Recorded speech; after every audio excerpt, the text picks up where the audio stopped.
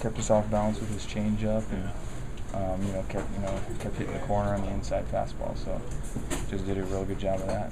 Did you guys kind of know early on that this guy had a little bit more than he's had in the past against you guys? I wouldn't say so. I mean, I think we kind of knew the stuff that he had, and he just kept placing it in the right spots.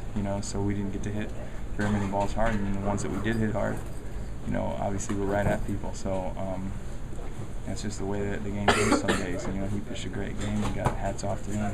How amazing is it that this happened to you guys twice in less than a year? It's just a funny thing about the game. I guess just something that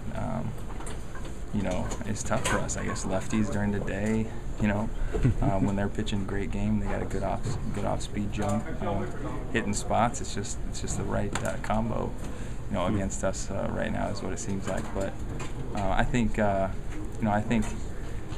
those things have happened before. The pitchers, those things all kind of converging at the same time, but yet we get a couple balls to fall, and then get a rally going and end up winning the game. So it's not that I just think it's just something we struggle with. We tend to struggle with, when a guy's pitching a great game. Yeah, it's a weird thing. I guess it's only happened one other time that a team's been a perfect game this close together, but not even, you guys were actually closer, so. Yeah. I mean, he pitched a great game, so we just have to be, gracious losers today, and just say, hey, great game, and just one loss for us. So we're still in a good place right now as a team. So we just got to come back and keep playing our game.